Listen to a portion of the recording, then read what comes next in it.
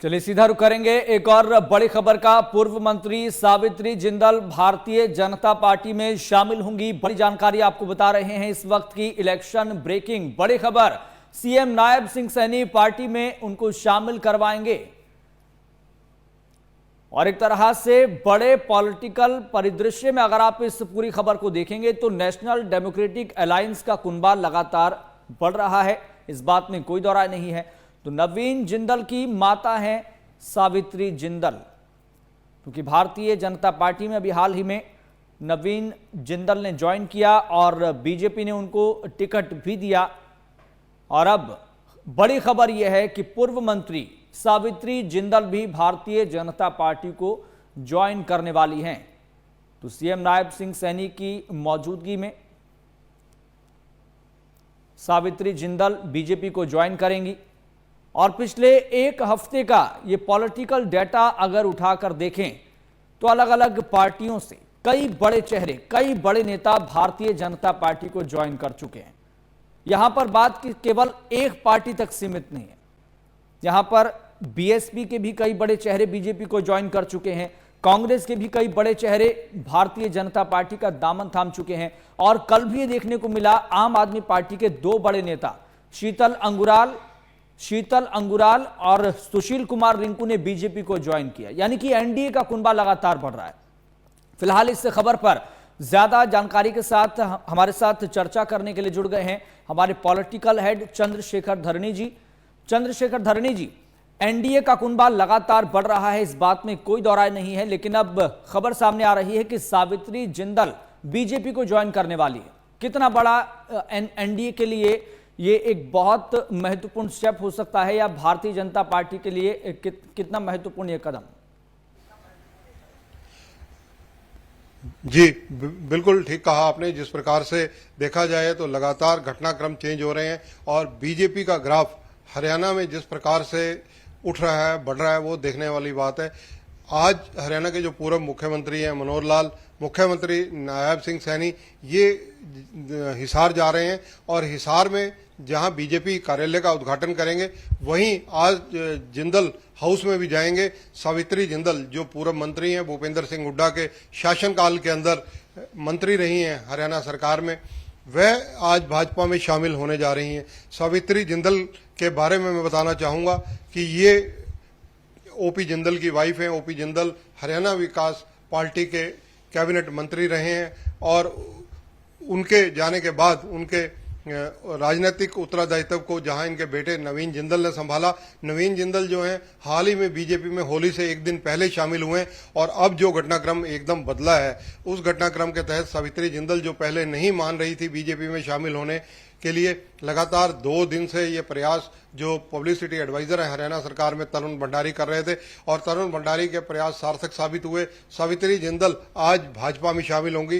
पूर्व मुख्यमंत्री मनोहर लाल ने पूरी तरह चुनावी कमान संभाल रखी है। रूठों को मनाने के अलावा कांग्रेस में सेंध लगाने का जो सिलसिला है वो लगातार चल रहा है, बढ़ रहा है। और हिसार में जिस प्रकार से जिंदल परिवार आज बीजेपी का पूरी तरह से हो जाएगा, ये बीजेपी के लिए बहुत लाभप्रद रहने वाला है, क्योंकि हिसार हरियाणा की राजनीति का गढ़ कहा जाता है। हरियाणा के अंदर हिसार के राजनीतिक महत्व को अगर अंकलित किया जाए, देखा जाए तो कहीं ना कहीं चौधरी भजनलाल व उनके परिवार का भी हिसार से संबंध है, चौटाला परिवार का भी हिसार से संबंध है। तो इसलिए क्योंकि अब भाजपा के उम्मीदवार वहां से हिसार से रंजीत चौटाला हैं, निर्दलीय विधायक हुआ करते थे, रानिया से जीते थे, हरियाणा सरकार में बिजली व जेल मंत्री हैं। ये घटनाक्रम एकाएक जो बदलने शुरू हुए, जैसा आपने जिक्र किया, पिछले 8-10 दिन में अगर देखा जाए तो एनडीए या बीजेपी उसमें शामिल होने वालों की एक लंबी फहरिस्त सामने आ रही है। हरियाणा हो, पंजाब हो या देश के अलग अलग कोने हो, लगातार बीजेपी में शामिल होने वालों में होड़ सी चल रही है। और सावित्री जिंदल के आज बीजेपी में आने से कहीं ना कहीं बीजेपी का किला और मजबूत होगा।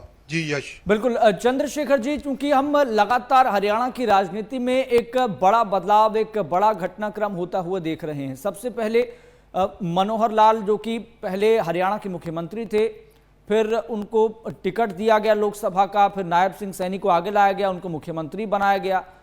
और फिर रणजीत चौटाला बीजेपी को ज्वाइन करते हैं। इससे पहले उनको जेल मंत्री बनाया गया, उन जेल विभाग उनको दिया गया था, बिजली विभाग उनको दिया गया था, लेकिन फिर वहां से भी किसी और को टिकट दे दिया गया। तो ये जो नैरेटिव और परसेप्शन की लड़ाई कहीं ना कहीं हरियाणा में जो बड़ी होती जा रही है, जो दूसरे दलों के लिए, खासतौर पर इंडिया अलायंस के लिए एक परेशानी का सबब बन सकता है आने वाले समय में। बिल्कुल, देखिए जिस प्रकार से हरियाणा के राजनीतिक घटनाक्रम की बात करें, रणजीत सिंह जो रानिया से विधायक थे, निर्दलीय विधायक हैं और मनोहर पार्ट 2 में कैबिनेट मिनिस्टर बने थे, बिजली व जेल मंत्रालय इनके पास रहा। नायब सिंह सैनी जब मुख्यमंत्री बने, घटनाक्रम चेंज हुआ, हरियाणा का मुख्यमंत्री जो मनोहर लाल थे वो पूर्व मुख्यमंत्री हो गए और उन्हें चुनावी मैदान में उतरने के लिए बीजेपी के द्वारा कहा गया और वो करनाल से चुनाव लड़ रहे हैं जी। करनाल में ही विधानसभा के चुनावों का अगर जिक्र करें तो नायब सिंह सैनी, क्योंकि जब मुख्यमंत्री मनोहर लाल हुआ करते थे तो वो विधायक पहले थे, विधायक वो बने थे करनाल विधानसभा से। करनाल विधानसभा से जो सीट रिक्त हुई, अगर आपको ध्यान हो तो हरियाणा की विधानसभा के अंदर मुख्यमंत्री रहते हुए मनोहर लाल ने कहा था कि करनाल सीएम सिटी है और सीएम सिटी रहेगा, यानी जो वो सीट है वो नायब सिंह सैनी को दी गई। नायब सिंह सैनी के बारे में यहाँ ये बताना जरूरी है कि जब ये हरियाणा सरकार के मुख्यमंत्री बनाए गए उस वक्त ये लोकसभा के सदस्य थे।